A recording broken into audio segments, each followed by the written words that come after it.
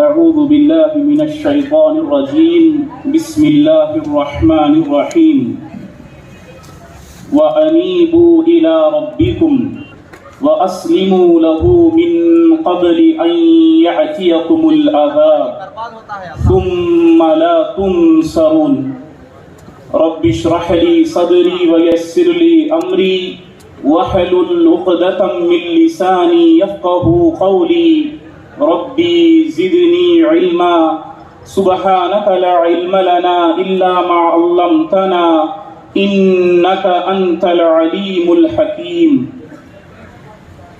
అల్లాహ్ యొక్క శరణు వేడుకుంటూ ఉన్నాను.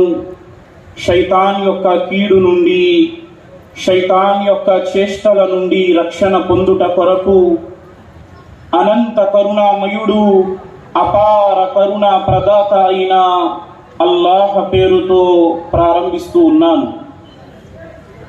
ప్రియమైన ధార్మిక సోదరులారా, ధార్మిక సోదరిమణులారా, మస్జిదే ఫుర్ఖాన్ అహ్లే హదీస్ ఆధ్వర్యములో ఏర్పాటు చేయబడిన आओ అల్లాహ్ की तरफ అనే ఈ ఆధ్యాత్మిక సభకు గాను నేను మీ అందరినీ సాధారణంగా ఆహ్వానిస్తూ ఉన్నాను. ప్రియమైన ధార్మిక సోదరులారా, आओ అల్లాహ్ की तरफ మరలండి అల్లాహ్ వైపునకు. వాస్తవానికి సోదరులారా, అల్లాహ్ వైపునకు మనం మరలాలి అంటే ముందు అల్లాహ్ అంటే ఎవరో మనం తెలుసుకోవాలి. వాస్తవానికి నేను మీ ముందు చదివిన వాక్యం యొక్క అర్థాన్ని మీ ముందు ఉంచి నా మాటను ముందుకు తీసుకువెళ్ళే ప్రయత్నము చేస్తాను సోదరులారా. 39వ సూరే జుమర్ వాక్యము సంఖ్య 54లో అల్లాహ్ అంటూ ఉన్నారు, వఅనీబూ ఇలా రబ్బికుం, మీరు అల్లాహ్ వైపునకు మరలండి. వఅస్లిమూ లహు, మీరు అల్లాహకు విధేయత చూపండి. మిన్ కబ్లి అన్ యఅతియకుముల్ అజాబ్, మీపై అల్లాహ్ యొక్క శిక్ష రాకముందే. థుమ్మ లా తున్సరున్, ఆ తరువాత మీకు ఎలాంటి సహాయము లభించదు. ప్రియులారా, సోదరులారా, మనం వాస్తవానికి అల్లాహ్ వైపునకు ఎందుకు రావాలి? ఈ యొక్క ఇజ్తిమా పెట్టబడినది आओ అల్లాహ్ కి తరఫ్, మీరు అల్లాహ్ వైపునకు మరలండి. మీలో ఎవరైనా ప్రశ్నించవచ్చు, అయ్యా మేము అల్లాహ్ వైపునకు ఎందుకు మరలాలి? సుబ్హానల్లాహ్, సోదరుడా, ఈరోజు నీవు జీవితము గడుపుతున్నావు అంటే అల్లాహ్ నిన్ను సృష్టించాడు కాబట్టి. అల్లాహయే నిన్ను సృష్టించకపోతే నువ్వు ప్రపంచములో ఉండేవాడివే కాదు. వాస్తవానికి అల్లాహ్ వైపునకు ఎందుకు మరలాలి అంటే అల్లాహయే నిన్ను సృష్టించాడు కాబట్టి. అల్లాహుల్ యబ్దఉల్ ఖల్క్, అల్లాహయే నిన్ను సృష్టించాడు కాబట్టి నువ్వు ఏమిటయ్యా ముందు తల్లి గర్భములో ఒక చిన్న వీర్యపు బిందువుగా నీవు ప్రవేశించావే. తల్లి గర్భములో నిన్ను రక్తపు ముద్దగా మార్చి, తల్లి గర్భములో నిన్ను మాంసపు ముద్దగా మలచి, తల్లి గర్భములో నీ యొక్క మాంసానికి ఎముకను జత చేసి, తల్లి గర్భములో 9 మాసాల పాటు నిన్ను పోషించి, నిన్ను ప్రపంచములోనికి తీసుకువచ్చిన వాడు ఎవరు? అల్లాహ్ సుబ్హానహు వ తఆలా. ప్రియులారా, యఖ్లుకుకుం ఫీ బుతూని ఉమ్మహాతికుం ఖల్కం మిన్ బఅది ఖల్కిన్ ఫీ జులుమాతిన్ సలాస్, తల్లి గర్భములో 3 చీకటి పొరలు ప్రియులారా, అండాశయపు పొర, గర్భాశయపు పొర, మాది పొర, 3 చీకటి పొరల లోపల ఒక వీర్యపు బిందువుగా నేను ప్రవేశించాను. ఆలోచించండి, ఎలా ప్రవేశించాను తల్లి గర్భములో? నాకు ఇంత చక్కటి ఆకృతిని ప్రసాదించి ఈ ప్రపంచములో నన్ను తీసుకువచ్చిన వాడు అల్లాహ్. ప్రియులారా, కాబట్టి నేను అల్లాహ్ వైపునకు మరలాలి సోదరులారా. అల్లాహు అక్బర్. ఎక్కడికి వెళ్ళిపోతావు? నేను మరలండి అల్లాహ్ వైపునకు, పిలుస్తున్నాం అల్లాహ్ వైపునకు రా అంటున్నాడు. నేను అల్లాహ్ వైపునకు రానండి. ఎక్కడికి వెళ్ళిపోతావు? మనం ఎక్కడికి వెళ్ళిపోతాం? సుబ్హానల్లాహ్. ఈ ప్రపంచం నాదండి. ఎప్పటి వరకు జీవిస్తావయ్యా? ఈ ప్రపంచంలో ఉండిపోతానండి. ఎప్పటి వరకు ఉండిపోతాం ప్రపంచంలో? నేను రాను అల్లాహ్ వైపునకు అంటున్నావు కదా అనేవాడు ఎప్పటి వరకు ప్రపంచంలో ఉండిపోతాం ప్రియులారా? సుబ్హానల్లాహ్. కుల్లు నఫ్సిన్ జాయికతుల్ మౌత్ థుమ్మ ఇలైనా తుర్జఊన్. మీరందరూ మరణం యొక్క రుచి చూడబోతున్నారు. ఎప్పటి వరకు ప్రపంచంలో ఉంటామండి? ఉండిపోతామా? మీరు ఎక్కడున్నా సరే అల్లాహ్ మీకు మరణాన్ని ఇచ్చి తీరుతాడు. ఐనమా తకూను యుద్రిక్కుముల్ మౌత్ వలౌ కుంతుం ఫీ బురూజిన్ ముషయ్యదా. మీరు ఎక్కడ ఉన్నా మీకు మరణం వచ్చి తీరుతుంది. మీరు ఆకాశములో పటిష్టమైన బురుజులు నిర్మించుకున్నా మీకు మరణం వస్తుందయ్యా, రాదా? భారతదేశంలో అత్యంత ధనవంతుడైన వ్యక్తి, భారతదేశంలో అత్యంత ధనవంతుడైన వ్యక్తట. అతని వద్ద ఉన్న ఆస్తి, భారతదేశంలో ఉన్న అత్యంత ధనవంతుడు తన వద్ద ఉన్న ఆస్తిలో రోజుకు 5 కోట్ల రూపాయలు ఖర్చు పెట్టిన, రోజుకు 5 కోట్ల రూపాయలు ఖర్చు పెట్టిన అతని సంపదట 555 సంవత్సరాల వరకు అతను తినగలడట. రోజుకు 5 కోట్ల రూపాయలు ఖర్చు పెట్టిన 555 సంవత్సరాల వరకు అతని సంపద తరగదు. 555 సంవత్సరాలు ప్రపంచంలో ఉండిపోతామా? మరణం వచ్చి తీరుతుంది ప్రియులారా. అయ్యా చనిపోయానండి, సమాధిలోకి వెళ్ళిపోయానండి. ఎవడు చూశాడయ్యా? సమాధిలోకి వెళ్ళిన తరువాత తిరిగి అల్లాహ్ వైపునకు వెళ్తానో లేదో? మట్టిలో మట్టయిపోతాను కదా, తిరిగి అల్లాహ్ వైపునకు వెళ్తానో వెళ్ళను? సోదరుడా, నువ్వు అనుకుంటున్నావేమో నువ్వు మట్టిలో మట్టయిపోయిన తరువాత అల్లాహ్ వైపునకు తిరిగి రావని అల్లాహ్ అంటూ ఉన్నాడు. వమిన్ వరాఇహిం బర్జఖున్ ఇలా యౌమి యుబఅథూన్. నిన్ను ప్రళయ దినం వరకు అల్లాహ్ సుబ్హానహు వ తఆలా సమాధిలో ఉంచుతాడయ్యా. ఆ ప్రళయ దినాన తిరిగి నీవు అల్లాహ్ వైపునకు రావలసినదే. రాదా ప్రళయ దినం? అం హసిబుతుం, అనుకుంటున్నారా మీరు అన్నమా ఖలక్నాకుం అబస వ అన్నకుం ఇలైనా లా తుర్జఊన్. అయ్యా అనుకుంటున్నావా నిన్ను మేము కేవలం కాలక్షేపము కోసం సృష్టించామని, నువ్వు తిరిగి మా వైపునకు రావటం జరగదని భావిస్తున్నావా? సోదరుడా, అల్లాహ్ సుబ్హానహు వ తఆలా సమాధిలో ఉన్న నన్ను ప్రళయ దినాన బయటకు తీస్తాడు. వ అన్నస్సాఅత ఆతియతుల్ లా రైబ ఫీహ్ వ అన్నల్లాహ యబ్అసు. అల్లాహ్ సుబ్హానహు వ తఆలా మన్ ఫిల్ ఖుబూర్, ప్రళయ దినము ఖచ్చితంగా రాబోతుంది. ప్రళయ దినాన సమాధులలో పాతి పెట్టబడిన వారు సమాధి నుండి బయటకు తీయబడతారయ్యా. మరి అల్లాహ్ వైపునకు రావలసినదే. అల్లాహ్ వైపు రాకుండా మన జీవితం లేదు. కాబట్టి ఇప్పుడు ఒక మాట అండి, జాగ్రత్తగా వినే ప్రయత్నం చేయండి.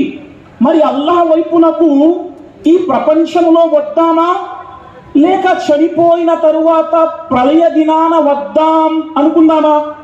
చాలా మంది అనుకుంటారు, చూద్దాంలే, ఇంకా రోజులు ఉన్నాయి కదా. ఎవరికి తెలుసు ఎప్పుడు ఏ క్షణములో మరణం మన వెంట వస్తుందో మనలో ఏ ఒక్కరికి తెలియదు ప్రియులారా. కాబట్టి మరణము రాకముందే మనం అల్లాహ్ వైపునకు మరలాలి సోదరులారా. సుబ్హానల్లాహ్. ఆ ప్రళయ దినాన ఏదైనా అవకాశం ఉంటుందా? సుమ్మా లా తున్సరూన్. ఆ రోజు ఎలాంటి సహాయము లభించదు ప్రియులారా. ఆ రోజు అంటాడు మనిషి, అల్లా ఈ రోజు నేను నీ వైపునకు మరలి వస్తాను. ఎప్పుడు అంటాడండి? ప్రళయ దినాన అంటాడు. వలౌ తరా ఇదిల్ ముజ్రిమూన నాకిసూ రూసిహిం ఇంద రబ్బిహిం రబ్బనా అబ్సర్నా వసమిఅనా ఫర్జిఅనా నఅమల్ సాలిహన్ ఇన్నా మూకినూన్. ఆ రోజు అంటాడు మనిషి, రబ్బనా, ఓ మా ప్రభువా, అబ్సర్నా, ఈ రోజు మేము చూస్తున్నాం ఈ ప్రళయ దినం యొక్క కష్టాన్ని. సమయనా, అల్లా ప్రళయ దినాన్ని వింటున్నాం. ఫర్జిఅనా, అల్లా మమ్మల్ని ప్రపంచంలోకి పంపించు. అల్లా నఅమల్ సాలిహా, మంచి పనులు చేసుకొని వచ్చేస్తాం అని ఆ రోజు అల్లాహ్ వద్ద మనమంటే అల్లాహ్ సుబ్హానహు వ తఆలా మనకు మరలటానికి అవకాశం ఇవ్వడు ప్రియులారా. ఫదూకు బిమా నసీతుం లిఖాఅ యౌమికుం హాదా.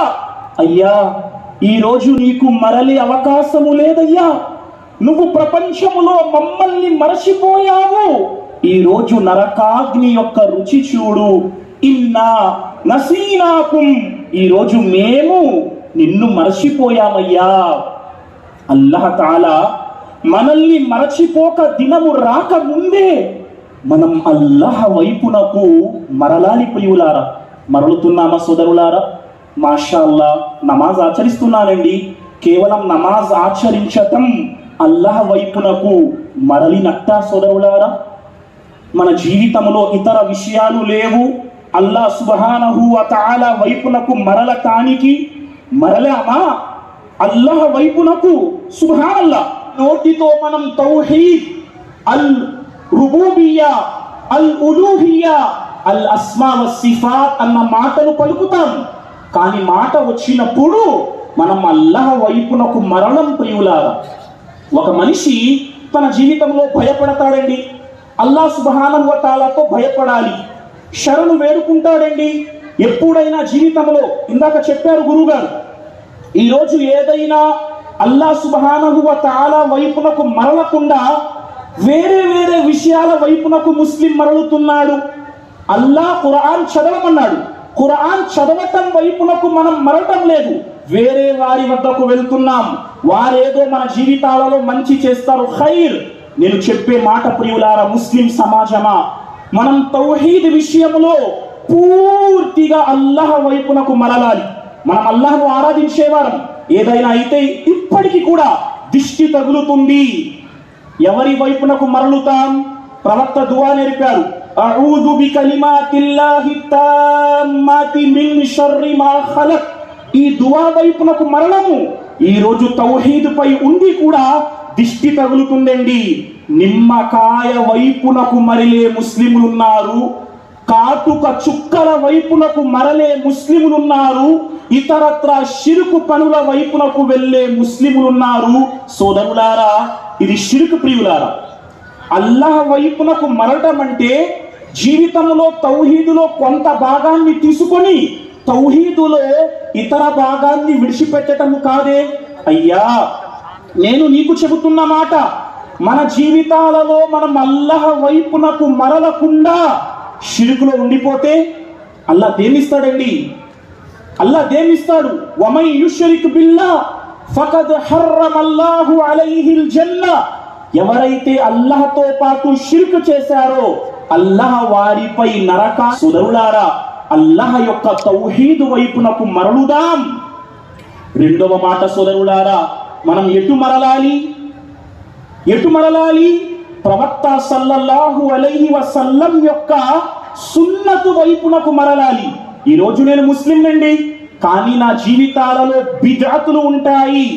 నేను బిద్అతులతో కూడిన ఇస్లాం జీవితాన్ని అనుసరిస్తాను. నువ్వు అల్లాహ్ వైపునకు మరలలేదయ్యా.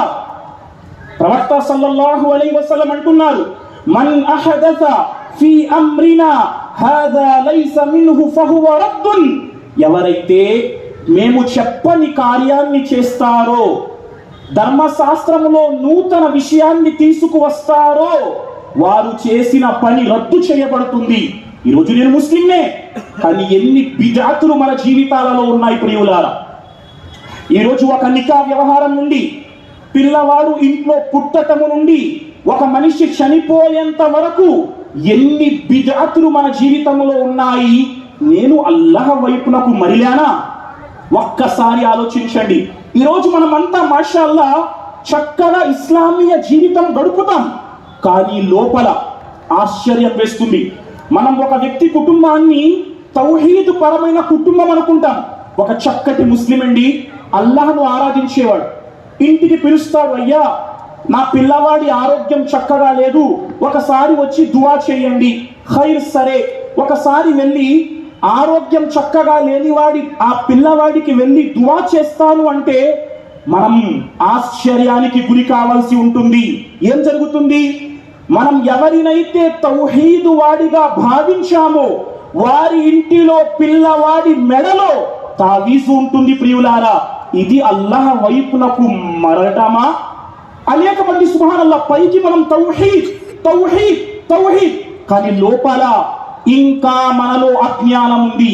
ఈ పని ఈ రోజు చెయ్యొచ్చా, ఈ రోజు చెయ్యకూడదా, ఇది మంచి రోజు, ఇది చెడు రోజు, ఎవరైనా ముందుకు వెళ్తే ఎవరైనా అడ్డు వస్తే మనస్సులో ఇతగాడు అడ్డు వచ్చాడు, నా పని జరగదు భావించటం.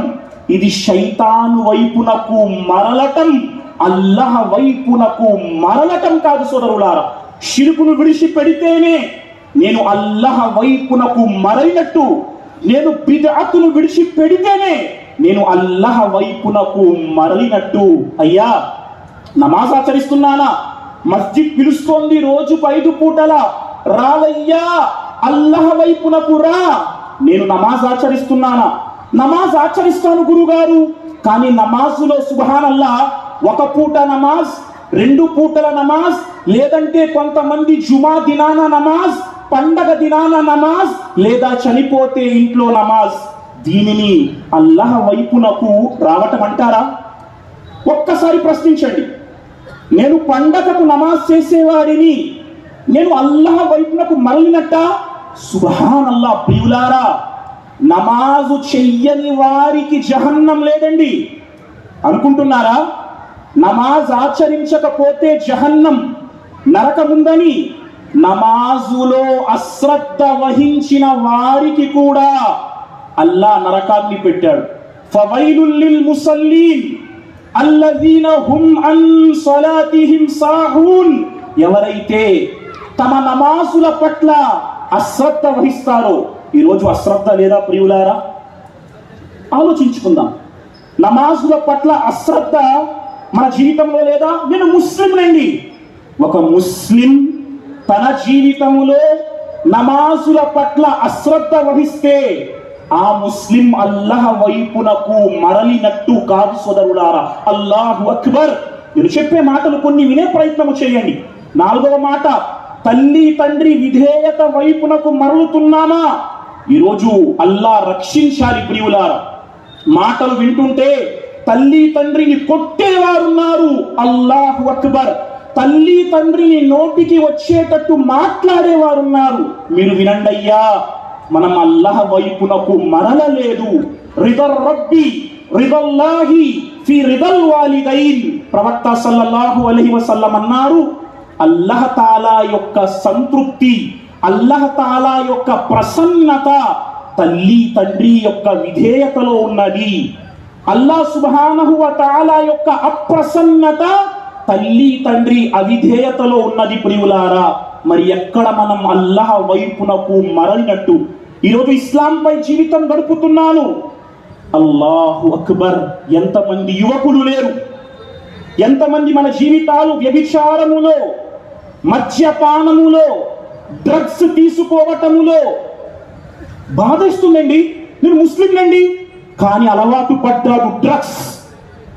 డ్రగ్స్ ఈరోజు మనకు కనిపించకుండా మన సమాజంలో ఉన్న ఒక ప్రశ్న, డ్రగ్స్ కు బానిస కావటం. అయ్యా, నువ్వు గనక ఈ విధమైన పాపపు పని చేస్తే నీ హృదయం బండరాయి మాదిరిగా మారిపోతుంది సోదరుడా. అల్లాహు అక్బర్. ఏదైతే డ్రగ్స్ కల్చర్ ఉందో, కొద్దిగా తీసుకుంటున్నాను గురువు గారు డ్రగ్స్. ప్రవక్త వారు అంటున్నారు, కుల్లు ముస్కిరిన్ హరాం. నువ్వు ఏదైతే డ్రగ్ తీసుకుంటున్నావో అది చిన్న మోతాదులోనైనా అది హరాంగా పరిగణించబడుతుంది. అల్లా రక్షించుగాక.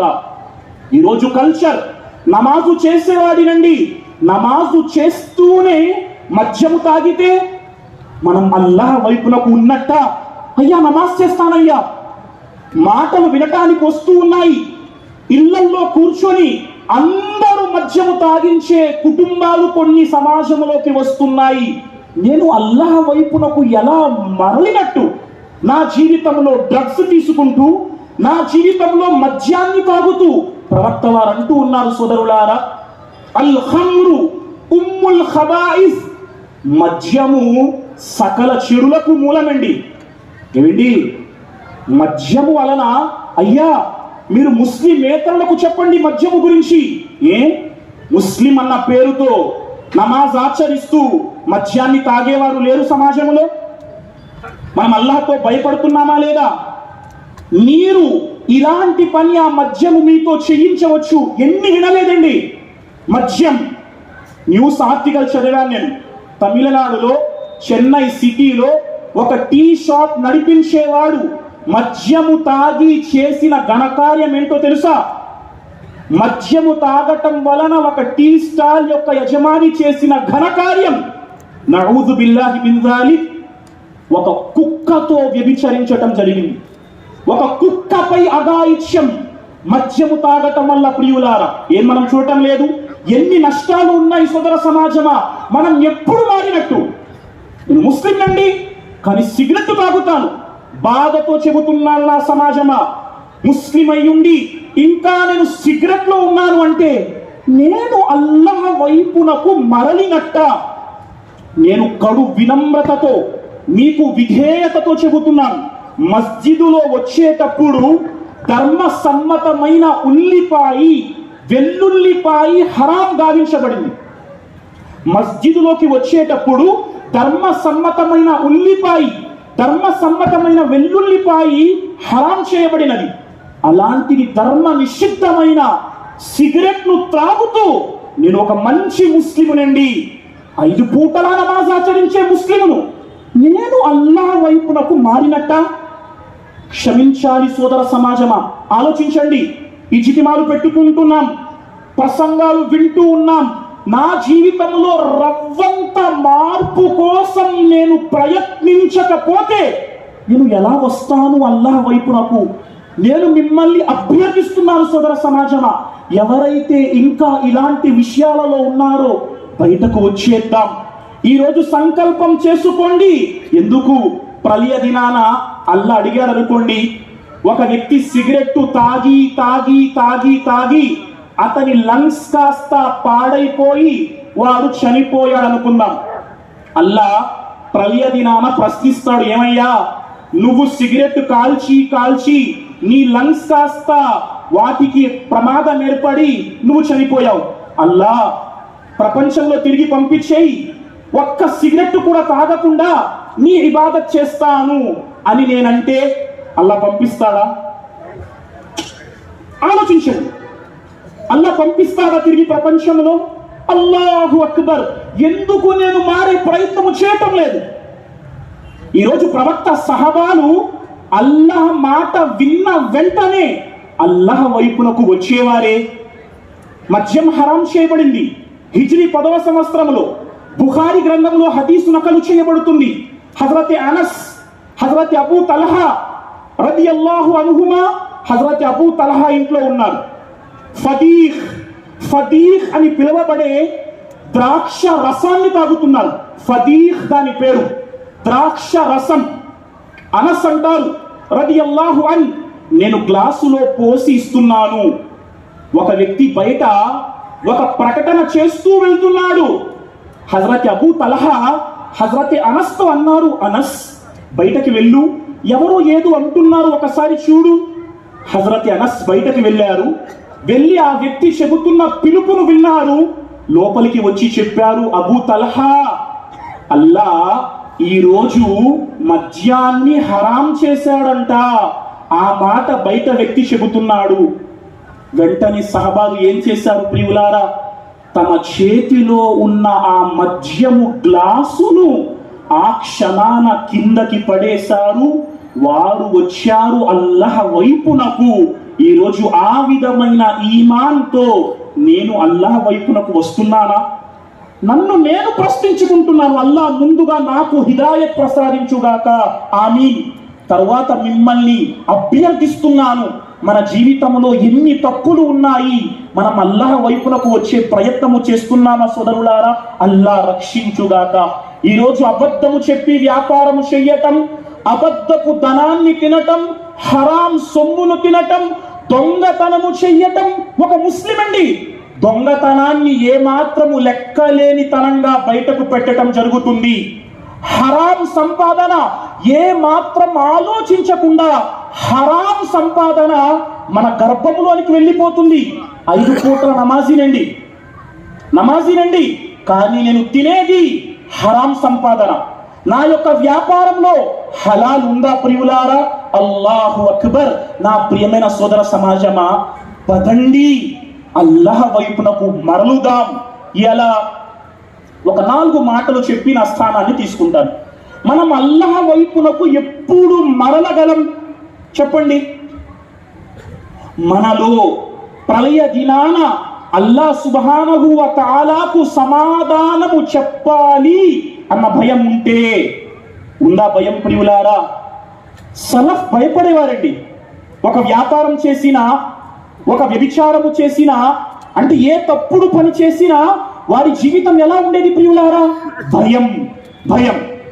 ఒక స్త్రీ అండి, ఆమె బిష్ర్ అల్ హాఫీ, ఒక గొప్ప పండితుడు గడిచాడండి. వారు ఏం చేసేవారంటే సలఫు సాలిహీన్ తమ మనస్సును కంట్రోల్ చేసేవారు. అల్లాహ్ ముందు సమాధానము చెప్పాలి అని భయపడేవారు. మనం ఎప్పుడు మారగలం? ఉఫ్ తాగుతున్నాను, మస్జిద్ దగ్గర కాదండి, అమ్మో మస్జిద్ దగ్గర చూస్తే బాగుండదు, దూరంగా వెళ్ళిపోయి ఉఫ్ ఏదైనా, అది ఉఫ్ కానివ్వండి, అది మద్యం కానివ్వండి, వ్యభిచారం కానివ్వండి, ఏ చెడు పని కానివ్వండి. పాపం అంటే ఏంటండి? పాపము అంటే ఏంటి షరియత్ దృష్టిలో? హజరతే నవాస్ బిన్ సమాన్ రదియల్లాహు తాలా అన్హు అంటారు, పాపము అంటే ఏ పని చేస్తూ ఉండగానైతే మనిషి హృదయం తనను ప్రశ్నిస్తుందో, అరే ఈ పని తప్పు, ఈ పని చెయ్యవద్దు, ఏ పని చేస్తూ ఉండగానైతే నలుగురు నన్ను చూడకూడదు, దొంగతనంగా చేస్తానో అదే పాపం. దాని నుండి మనం బయటికి రావాలి. ఎలా బయటికి రాగలం? వఅమ్మా మన్ ఖాఫ మకామ రబ్బిహి వనహన్ నఫ్స అనిల్ హవా. ఎప్పుడు రాగలమండి? ఎప్పుడైతే మన మనస్సులో మనం ఆలోచిస్తామో రేపు ప్రళయ దినాన అల్లాహ్ తాలాకు నేను చేసే ప్రతి పనికి సమాధానము చెప్పాలి అన్న భయం మనలో ఉంటుందో, ప్రవక్త వారు ప్రశ్నింపబడ్డారండి, అయ్యుల్ జిహాది అఫ్దల్, అన్నింటికంటే మేలైన జిహాద్ ఏంటండి? ప్రవక్త వారు అన్నారు, అన్ తుజాహద నఫ్సక వ హవాక ఫీ జాతిల్లాహ్. అతిపెద్ద జిహాద్ ఏంటంటే మనిషి తన యొక్క నఫ్సుపై చేసే జిహాద్ ప్రియులారా. సలఫ్ చేసేవారు ఆ జిహాద్. సలఫ్ ఆ జిహాద్ చేసేవారు ఎలా? తన యొక్క మనస్సుపై వారు పట్టు సాధించేవారు. బిష్ర్ అల్ హాఫీ ఒక పండితుడండి. ఆమె చెల్లెళ్ళు ఏం చేసేదంటే, చెల్లి నూలు వడికేది, నూలు వడికి దారము తీసేది. ఇమాం అహ్మద్ బిన్ హంబల్ రహిమహుల్లా వద్దకు ఆ స్త్రీ వచ్చి చెప్పింది, ఇమాం అహ్మద్ బిన్ హంబల్, నేను నూలు వడుకుతానండి, నూలు వడికి దారము తీస్తాను. రాత్రి పూట ఎప్పుడైతే నూలు వడుకుతూ ఉంటానో, దారము తీస్తూ ఉంటానో, ఒక దీపపు గుడ్డి పెట్టుకొని ఆ దీపపు వెలుగులో దారాన్ని తీసి అల్లుతూ ఉంటాను. ఎప్పుడైతే దీపపు బుడ్డిలో దీపం అయిపోతుందో, నా వద్ద దీపములో పొయ్యటానికి నూనె లేకపోతే చంద్రుని వెలుగులో నేను ఆ దారాన్ని అల్లుతూ ఉంటాను. ఇప్పుడు నా ప్రశ్న ఏమిటంటే, నేను ఏదైతే అల్లానో ఇది ప్రజలకు అమ్మాలి, అమ్మినప్పుడు నేను చెప్పాలయ్యా, అయ్యా ఇది దీపపు వెలుగులో అల్లిన వస్త్రం, ఇది చంద్రుని వెలుగులో అల్లిన వస్త్రం. ఎందుకంటే చంద్రుని వెలుగులో అల్లేటప్పుడు దారముతో చక్కగా మనం కుట్టలేం, అందులో లోపము వస్తుంది. ఈ మాట ప్రజలకు చెప్పి అమ్మాలా వస్త్రాన్ని, లేకపోతే చెప్పకుండా అమ్మవచ్చా? అల్లాహు అక్బర్. ఇమాం అహ్మద్ బిన్ హంబల్ ఆశ్చర్యపోయారు ఆ స్త్రీ తక్కువ. ఈరోజు మనం మన మనస్సును ఏం చేస్తున్నాం? ఒక చెడ్డ పని చెయ్యాలి మనస్సు ప్రేరేపిస్తుంది. అల్లాహు అక్బర్. బనీ ఇస్రాయిలుకు సంబంధించిన ఒక సంఘటన మీకు తెలుసు కదా. 3 వ్యక్తులు ఒక గుహలోకి వెళ్ళిపోతారు. 3 వ్యక్తులు గుహలోకి వెళ్ళిన తరువాత గుహ ముఖద్వారం వద్ద బండరాయి పడిపోతుంది. వారిద్దరూ గుహ నుండి బయటకు రావటానికి 3 దుఆలు అడుగుతారు. అందులో ఒక వ్యక్తి ఏ దుఆ అడుగుతాడండి? అల్లాహతో, అల్లా ఒక ఆమె ఉంది, ఒక స్త్రీ, ఆమెపై నా మనస్సు ఎల్లప్పుడూ ఉండేది. ఆమెతో చెడ్డ కార్యము చేద్దామనుకునే వాడిని, కానీ ఎప్పుడు ఆమె నిరాకరించేది. మా ఊరిలో ఒకసారి కరువు వచ్చింది. ఆమె నా వద్దకు వచ్చి 100 బంగారు నాణాలు అప్పుగా అడిగింది. నేనన్నాను, 100 బంగారు నాణెములు నీకు అప్పుగా ఇస్తానమ్మా, కానీ నా కోరిక తీర్చాలి. ఆయన అంటాడు, ఫలమ్మా కాతు బైన రిజిలైహా, నేను ఎప్పుడైతే ఆమె 2 తొడల మధ్య కూర్చున్నానో ఒక్క మాట అని చెప్పింది, ఇత్తకిల్లా, అయ్యా అల్లాహకు భయపడు, లా తఫుద్దల్ ఖాతమ ఇల్లా బిహక్కిహి. ఈ విధంగా ఒక కన్నె పొరను అన్యాయంగా చెరపటం మంచిది కాదయ్యా. ఆ మనిషి అంటాడు, అల్లా నేను ఎప్పుడైతే ఆమె తొడల వద్దకు వెళ్ళానో ఆమె చెప్పిందల్లా, ఇత్తకిల్లా, నీకు భయపడమని. నేను కేవలం నీకు భయపడి ఆమె నుండి దూరంగా వచ్చేసాను. వల్ల నా ఈ పుణ్యకార్యాన్ని గనక నువ్వు స్వీకరిస్తే ఈ మార్గాన్ని తెరుచు దుఆ అడిగాడు. ప్రియులారా, ఇది తక్కువ అయింది. మన పూర్వీకులు వారి యొక్క ఆత్మను ఆ విధంగా అల్లాహ్ భయభక్తితో కంట్రోల్ చేసేవారు. ఈరోజు మనం మన ఆత్మ చెప్పినట్టు వెళ్తూ ఉన్నాం. ఈ ఆత్మ మనల్ని నరకానికి తీసుకువెళ్తుంది. అల్లాహు అక్బర్. ప్రియులారా, చివరి మాటలు. అల్లాహు అక్బర్. ఈరోజు మనం అల్లాహ్ వైపునకు మరలాలంటే ఏం చేయాలి? తౌబా. సోదరులారా, తౌబా అన్న పదం ఉందని మనకి గుర్తుందా? నేను చాలా విచారంగా చెబుతున్నాను. మనం తౌబా అన్న పదాన్ని మర్చిపోయాం. ఒక్కసారి ఆలోచించు. తౌబా, ప్రవక్త వారు అల్లాహ్ సమక్షంలో రోజుకు 100 సార్లు తౌబా చేసేవారు.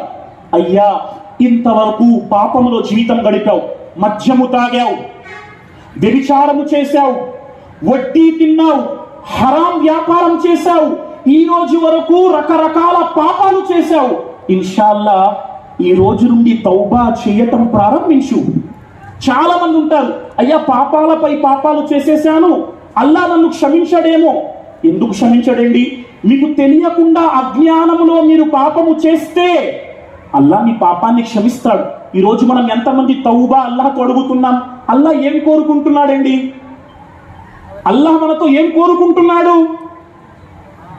ఇబ్నుల్ ఖయ్యిమ్ రహిమహుల్లా అంటారు, అల్లాహ్ మనతో ఏం కోరుకుంటున్నాడు? ఇబ్నుల్ ఖయ్యిమ్ అంటారు, 7 సముద్రాలను సృష్టించిన అల్లాహ్, భూమిపై ఎంత శాతం నీరుంది? సుమారు 3/4 వంతు భూమిపై నీరుంది. 7 సముద్రాలను సృష్టించిన అల్లాహ్ మన నుండి, ప్రియులారా, ఒక కన్నీటి చుక్కను కోరుకుంటున్నాడు. ఒక కన్నీటి చుక్కను అల్లాహ్ మన నుండి కోరుకుంటున్నాడు. మరి ఆ కన్నీటి చుక్కను అల్లాహ్ మార్గంలో ఇవ్వటానికి నేను ప్రయత్నం చేస్తున్నానా? నీతో పాపం జరిగిందయ్యా, అల్లాహ్తో తౌబా చెయ్యు. ఈరోజు తౌబా చేసి తిరిగి అల్లాహ్ మార్గంలోకి వచ్చే ప్రయత్నము చెయ్యు. మనం పాపములో ఉండిపోతే పాపం మనల్ని నరకానికి తీసుకువెళ్తుంది. ఈరోజు నేను మీతో అభ్యర్థించే మాట ఏమిటంటే, పాపాన్ని విడిచిపెడదాం, తౌబా చేద్దాం, అల్లాహ్ వైపునకు మరలుదాం. ఇంతకు ముందు వ్యభిచారం చేశావు, అల్లాహ్ సుబ్హానహు వ తఆలాతో క్షమాపణ వేడుకో. నువ్వు అదే వ్యభిచారంతో చనిపోతే అల్లా తాలా నిన్ను అత్యంత కఠినంగా శిక్షిస్తాడు. ప్రపంచంలో తౌబా చెయ్యు, తిరిగి ఆ వ్యభిచారం అనే పాపము, ఏ పాపము దరిదాపులకు వెళ్ళకు. జుహైనా అనే తెగకు చెందిన ఒక స్త్రీ వ్యభిచారం చేసింది.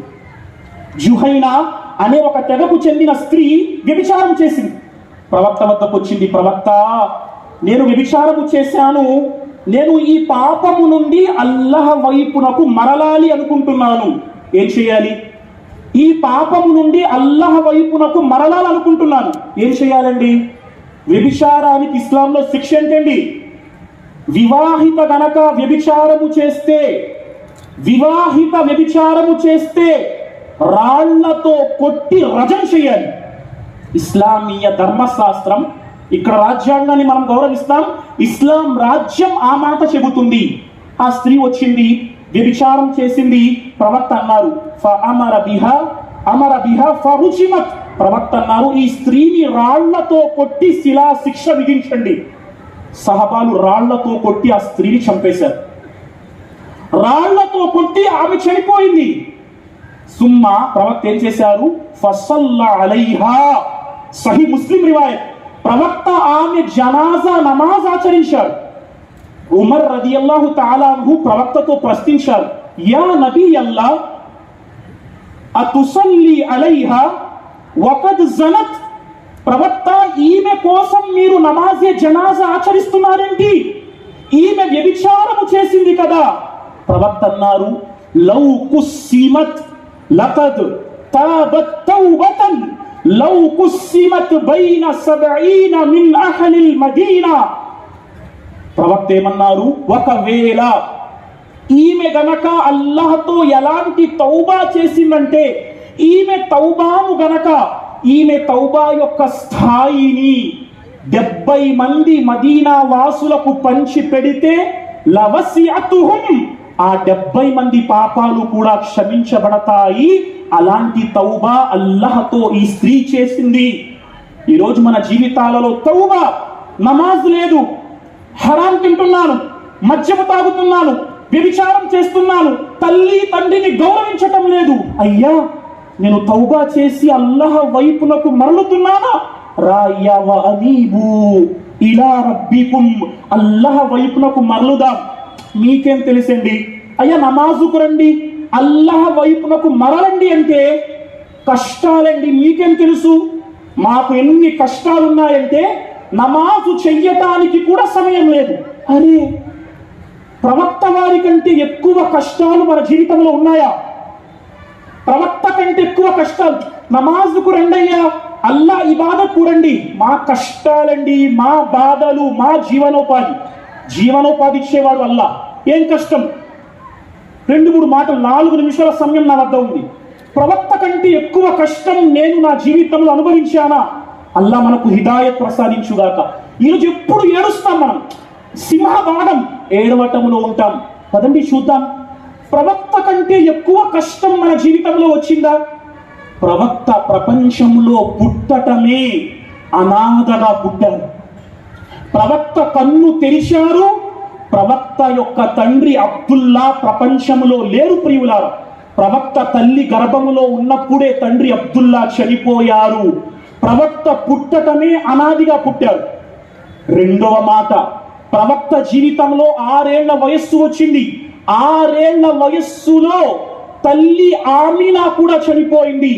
ఇక్కడ కూర్చున్న వారిలో 6 ఏళ్ల వయస్సులో నేను తల్లి తండ్రి లేని అనాథగా జీవితం గడిపాను ఎవరైనా ఉన్నారా? చేయెత్తి ప్రయత్నం చేయండి.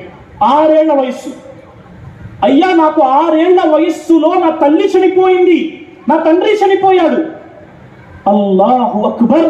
6 ఏళ్ల జీవితంలో ప్రవక్త తల్లి తండ్రిని కోల్పోయిన అనాథగా జీవితాన్ని గడిపారు. 8 ఏళ్ల వయస్సు వచ్చింది, తాతయ్య అబ్దుల్ ముత్తలిబ్ చనిపోయారు ప్రియులారా. అల్లాహు అక్బర్. ప్రవక్త సంతానం ఎంతమంది అండి? ప్రవక్తకు సంతానం 7. 7 ప్రవక్త యొక్క సంతానం.